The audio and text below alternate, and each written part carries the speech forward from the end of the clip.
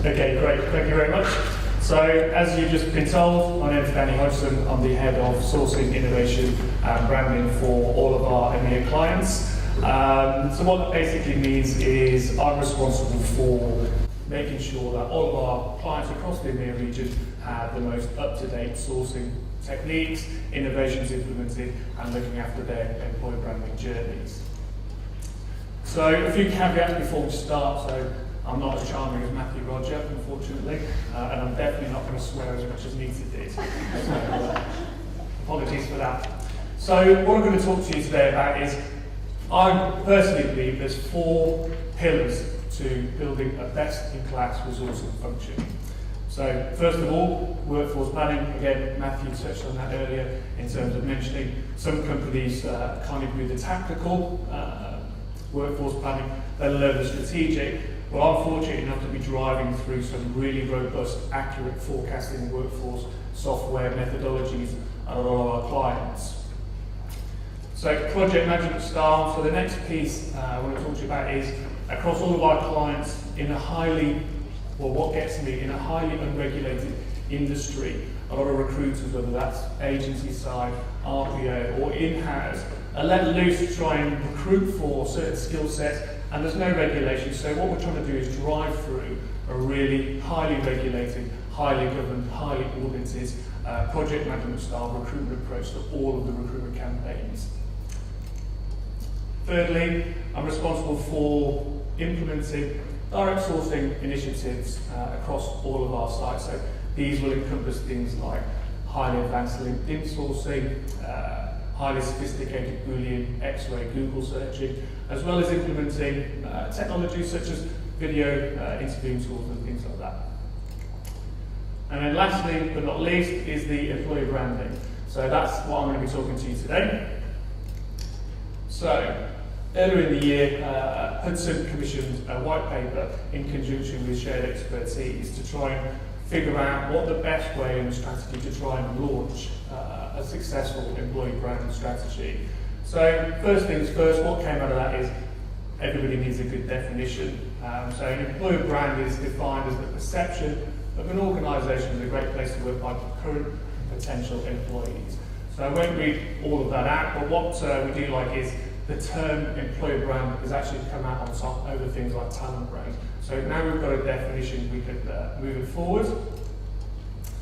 So I've lost count today how many times I've heard the phrase war for talent. So overhearing a lot of conversations out in the lobby, everybody's really keen to understand what are the best things that we can be doing. So hopefully you'll all agree, one of the greatest challenges facing businesses today is attracting, retaining and developing the best talent. So that's kind of what people, or talent culture try and live and die by.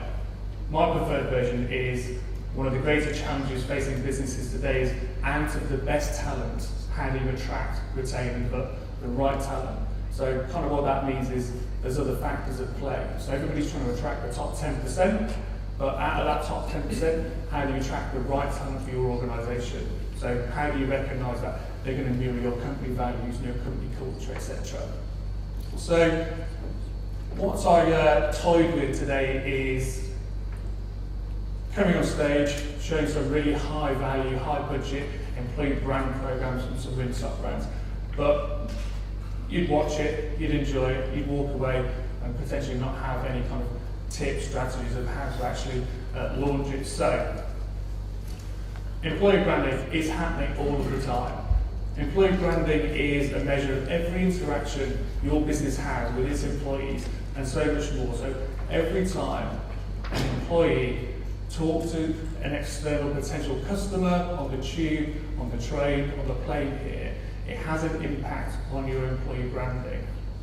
So what I'm trying to get at is you don't really need a huge high value budget. So I'm working with some of our clients across Europe that don't have a Sam Mendes type style budget to try and work with. So what I'm going to show you is just a piece of work that we did on behalf of one of our clients that with a bit of imagination, passion and enthusiasm, how you can convey that consumer brand and turn it into a fantastic employee brand. So hopefully the next slide might be a video that will work. Maybe not. Next slide. So people then often measure the effectiveness of their employee brand by counting how many people they reach, when really it should be reaching the people that count. So that's the message we're trying to actually convey in this video.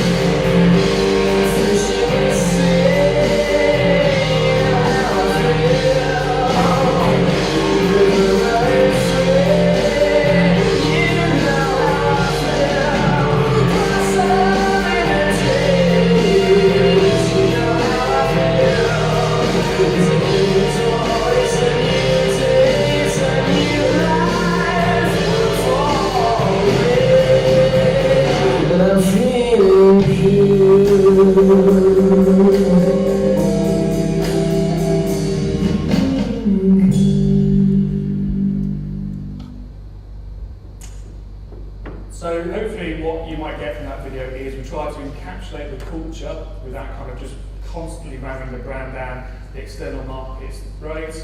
Trying to show what it's like to work there, and it really is a true representation of what it is like to work down in Sharp Brewery in Cornwall.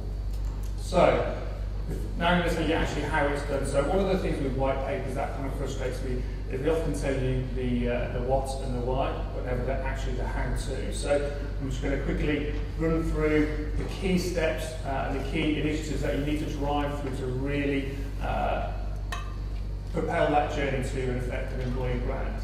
So again, through the research from the shared expertise, it's actually derived you're twice as likely more to succeed in that journey to creating that compelling and exciting employee brand if you have executive sponsorship. And by executive sponsorship, I do mean the CEO. So from the top down, you really need to get that kind of level of buy-in. So you might think, great, Danny, the CEO constantly bombarded with initiatives from the supply chain department who can really demonstrate hard return on investment facts. So we need to roll out a new manufacturing line. It's going to produce 20% more product, 20% quicker. It's going to produce this much more money. Quite easy to define a return on investment. Or, for example, we've heard from like CIOs want to implement a new IT infrastructure. Again, really easy to demonstrate return on investment. So how do you actually gain executive sponsorship? Well, you kind of need to make it a commercial conversation. And unfortunately, being in the HR world, everything seems a bit woolly, but from a scientific background, I kind of want to get out of that world. So I'm going to show you how to actually physically make that commercial conversation to gain that sponsorship.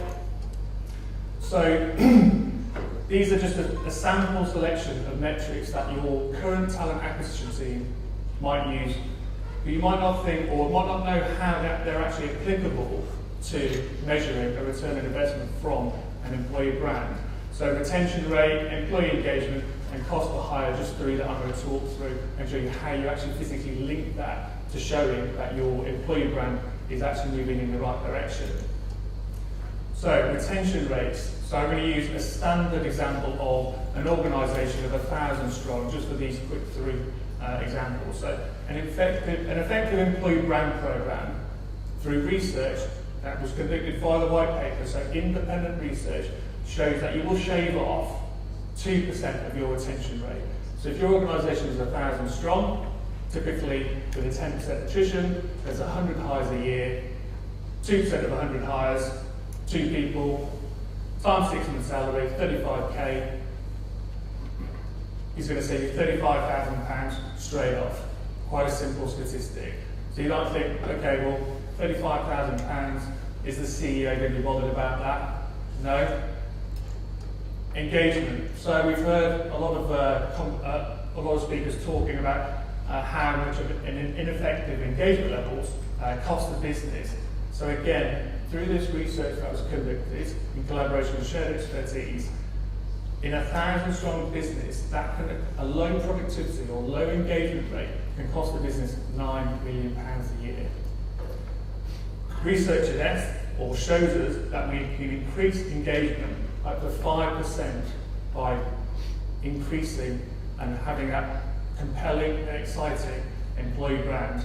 So 5% of 9 million for £475,000.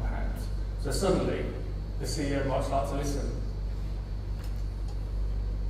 Lastly but not least, cost per hire. So an effective employee brand can actually save you, on average, 10% of your overall cost per hire. So again, a 1,000-strong company making those 100 hires a year with an average cost per hire of £3,500, 350k, 10%, 35k.